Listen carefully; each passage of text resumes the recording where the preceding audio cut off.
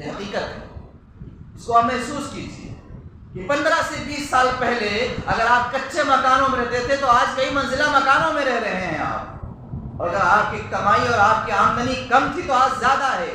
تو آپ کی عزت بڑھ جانی چاہیے تھی، نام بڑھ جانا چاہیے تھا، شہرت بڑھ جانی چاہیے تھی۔ یہ سارا ختم کیوں ہو گیا؟ بات دراصل یہ ہے اس وقت بھی ہمارے پاس جو عظیم ترین چیز تھی وہ اسلام کی قدر تھی، اس کی محبت تھی، اور اس کے ساتھ ہمارا لگاؤ تھا۔ عملی طور پر ہم بے عمل ضرور تھے مگر دین کا احترام کرتے تھے۔ ہمیں معلوم ہے کہ شادی ہو یا موت میت کا مسئلہ ہو، اگر اذان ہوتی تھی تو ہم لاؤڈ اسپیکر بند کر دیتے تھے کہ یار اذان ہو رہی، ٹی وی کی بات نہیں، وہ چلتا تھا ٹی وی ریکارڈنگ کا، اس کو بھی ہم بند کر دیتے، اذان ہو رہی ہے۔ نتیجہ یہ تھا کہ دور دور تک خاموشی کا ایک ماحول بن جاتا، گھروں میں عورتیں بیٹھی ہوتی، اپنے کمرے میں ہوتی، اذان کی آواز جاتی، سر کھلا ہوتا، ڈھانک لیتی، اذان ہو رہی۔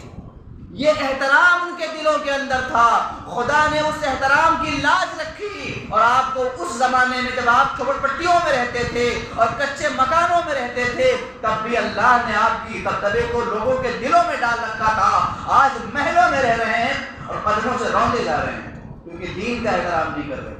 اس کو محسوس کیجیے، اس ساری چیزیں آپ کی زندگی میں ہو چکی ہیں۔ روزانہ آپ اپنے ماضی کو کھنگالیے، ڈھونڈیے کہ ہم نے اس ٹائم اور آج کون سی ہم سے غلطی ہو رہی۔ ایسا نہیں کہ ہم اس زمانے میں عابد و زاہد تھے، متقی و پرہیزگار تھے، نہیں، ایسا نہیں۔ ہم تھے بے عمل مگر دین کا احترام ہمارے دلوں میں تھا، عظمت ہمارے دلوں میں تھی، قرآن کی محبت، ہم قرآن پڑھنا نہیں جانتے تھے مگر قرآن کا ادب ہمارے دلوں میں تھا۔ یہ اس وقت کی بات ہے۔ ہمیں صحیح طریقے سے وضو، نماز، غسل کا طریقہ نہیں آتا تھا، اس وقت بھی یہ حالت تھی، مگر اسلام سے محبت دل میں موجود تھی، دین کا لگاؤ دل میں موجود تھا، اور یہ اللہ کی عظمت اور ان کا وقار دل کے اندر موجود تھا۔ دین کے جو نشانیاں ہیں ان کا ہم احترام کرتے تھے، اور اسی کی وجہ سے پروردگار نے اس غربت کے عالم میں بھی آپ کی عزت کی لاج رکھی اور آپ کی حفاظت فرمائی اور آپ کو شان و شوکت دیا، آپ کو دبدبے میں رکھا، اور نتیجہ یہ ہوا کہ آج محلوں میں رہنے کے بعد، لاکھوں آمدنیوں کے باوجود اور شان و شوکت، بظاہر شان و شوکت کے باوجود آج ہم قدموں سے روندے جا رہے ہیں۔ یاد رکھو وَإِذْ تَعَذَّنَ رَبُّكُمْ لَئِن شَكَرْتُمْ لَأَزِيدَنَّكُمْ وَلَئِن كَفَرْتُمْ إِنَّ عَذَابِي لَشَدِيدٌ۔ پارہ نمبر 13 میں اللہ نے صاف لفظوں میں اس بات کو واضح فرما دیا ہے، جب تم نعمتوں کی ناشکری کرو گے تو خدا نعمتیں چھین لے گا اور کسی دوسرے کو دے دے گا، اور اگر اللہ کا شکر ادا کرو گے تو اس میں اللہ اور بڑھا دے گا اور بڑھا دے گا۔ آج ہمارے پاس یہی ہو رہا ہے، ہمارا ذہن پورا کا پورا اس طرف ہے، مکان بہت عالی شان ہو، گاڑیاں ہمارے پاس ہوں، عمدہ کپڑے ہم پہنتے ہوں، اور ایسا کھانا، بڑے بڑے ہوٹلوں میں کھانا کھائیں، جن میں ہماری زندگی ہے، اور چوہا گھر میں نکل جائے تو پڑوسی کو مارنے کے لیے بلاتے ہیں، کتنا خوف ہے ہمارے پاس۔ خیر، میں عرض یہ کرنا چاہ رہا تھا کہ قرآن پاک کی جن آیات کو تلاوت کیا، پارہ نمبر 25 میں، پارہ نمبر 15 میں، پارہ نمبر 10، پارہ نمبر 13 اور پارہ نمبر 4 کیا ہے، ان تمام آیات اگر اکٹھا لکھ کر کے آپ روزانہ غور کریں تو ممکن ہے پسینے آ جائیں آپ کہ پروردگار عالم نے عہد رسالت میں، عہد صحابہ میں، عہد تابعین میں جو اسلامی شان و شوکت کو قائم کیا تھا، اس آیت کے اندر ساری باتیں آپ کو نظر آئیں گی، اور آج ہمارے اسباب زوال بھی اسی کے اندر نظر آئیں گی،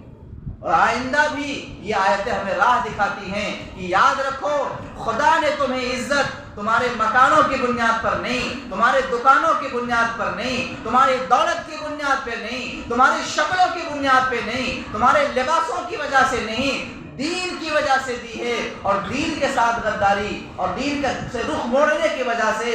دنیا و آخرت دونوں تباہ ہوگی۔ میرے پیارے بھائیوں اور عزیز ساتھیوں اور دوستوں، کیا وجہ تھی کہ پیٹ پہ پتھر باندھنے والے،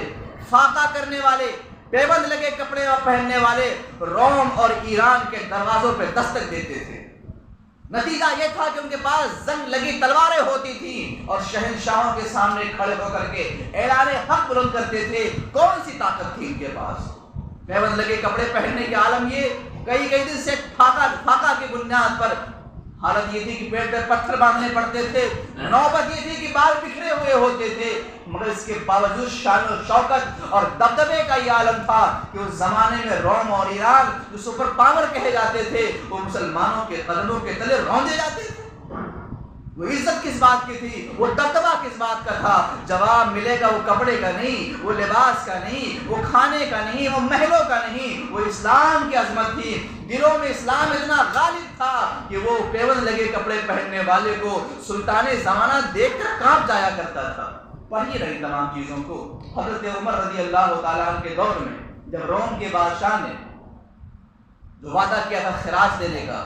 اس نے انکار کیا کہ نہیں دوں گا۔ آپ مدینہ میں اور وہ روم میں، ملکوں کا فاصلہ ہے، بہت لمبا فاصلہ، اس نے وہاں کہا ہے کہ نہیں دوں گا، اور یہ مدینہ میں گئے نہیں ہیں یہاں سے، آپ تک خبر آئی کہ اس نے خراج دینے سے منع کیا۔ آپ نے کچھ پھینکا، کہاں پھینکا؟ مدینہ میں، روم میں نہیں۔ اس کے باوجود مورخ لکھتا ہے کہ دربار ہرقل کے اندر زلزلہ پیدا ہو گیا اور وہ پسینے پسینے ہو گیا۔ یعنی یہ روحانی قوت دے کے آپ کی مدینہ میں